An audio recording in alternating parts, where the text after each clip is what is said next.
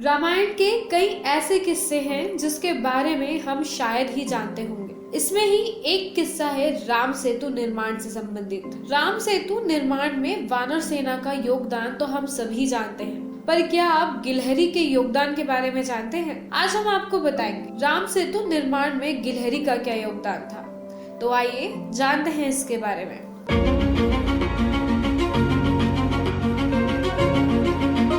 नमस्कार, स्वागत है आपका हमारे चैनल स्टोरीज ऑफ भारत में। यह बात उस समय की है जब प्रभु श्री राम रावण के बंधन से सीता माता को छुड़ाने के लिए लंका की ओर जा रहे थे। वह सारी वानर सेना के साथ समुद्र के किनारे पहुंच गए। लंका जाने के लिए समुद्र को पार करना यही एक मार्ग था। उसे पार कर लंका पहुंचना बहुत कठिन था। वहां ऐसा कोई साधन नहीं था कि इतने बड़े समुद्र को पार कर लंका पहुंचा जा सके। प्रभु श्री राम ने समुद्र से प्रार्थना की कि वह लंका जाने का मार्ग हमको दे दे। इस पर समुद्र ने उनकी नहीं सुनी। इस प्रकार 3 दिन बीत गए। समुद्र के रास्ता ना देने पर श्री राम को बहुत क्रोध आ गया और समुद्र को सुखाने के लिए श्री राम ने अग्नि अस्त्र बाण को समुद्र पर छोड़ने का निश्चय किया। तभी समुद्र देवता वहां प्रकट हो गए और श्री राम से क्षमा मांगने लगे। प्रभु श्री राम बहुत दयालु थे। उन्होंने समुद्र देवता को क्षमा कर दिया। समुद्र देवता ने बताया कि आप समुद्र पर लंका तक वानरों द्वारा पत्थरों से एक पुल का निर्माण कराएं। इससे आप लंका पहुंच जाएंगे। वानर सेना तथा हनुमान जी ने तय किया कि हम सागर में पत्थर डालकर सेतु पुल बनाएंगे और उस पर चलकर लंका पहुंचेंगे। हर एक वानर पत्थर पर प्रभु श्री राम का नाम लिखकर नाम स्मरण करते हुए सागर में पत्थर डालने लगे। प्रभु का नाम लिखकर पत्थर डालने से पत्थर पानी पर तैरने लगे तथा थोड़े ही दिनों में सेतु बनकर तैयार हो गया। सारे वानर जब सेतु बनाने में लगे हुए थे तब एक छोटी सी गिलहरी उन सबको पुल बनाते हुए देख रही थी। उसने मन में सोचा कि प्रभु श्री राम तो साक्षात भगवान हैं। उनके लिए ये बंदर सेतु बना रहे हैं।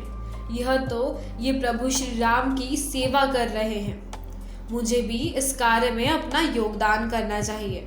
यह सोचकर गिलहरी ने मन ही मन प्रभु श्री राम जी के चरणों में नमस्कार किया और अपनी सेवा आरंभ कर दी। समुद्र तट के पास ही रेत का ढेर था।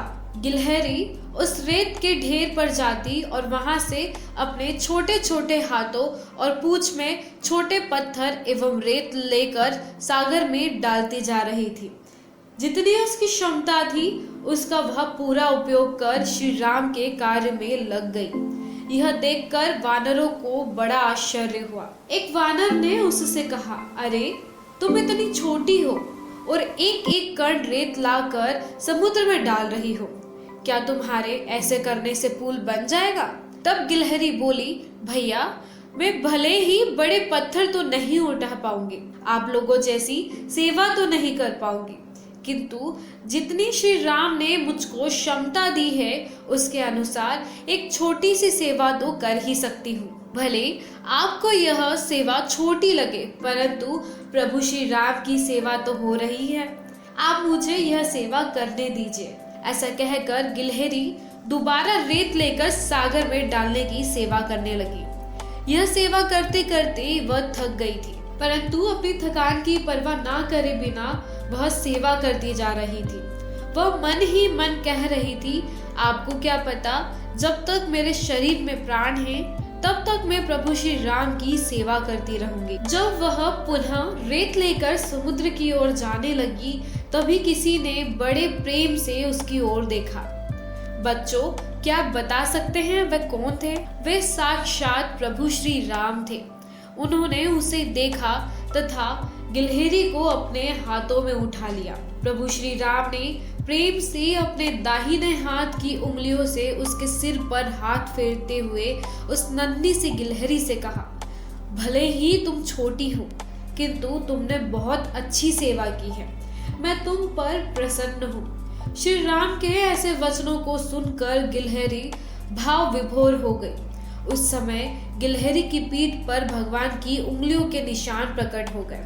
बाल मित्रों, हमें गिलहरी के पीठ पर जो धारियों के निशान दिखाई देते हैं वे प्रभु श्री राम के उंगलियों के ही निशान हैं। प्रभु श्री राम ने गिलहरी से कहा, जो भी तुम्हारी जैसी सेवा करेगा उस पर हमेशा मेरी कृपा बनी रहेगी, उसे किसी प्रकार की कमी नहीं होगी। अगर चाहो तो सब मुमकिन है। ये वीडियो आपको कैसा लगा कमेंट में जरूर बताएं। साथ ही इसे लाइक और शेयर करें। चैनल को सब्सक्राइब करना ना भूलें।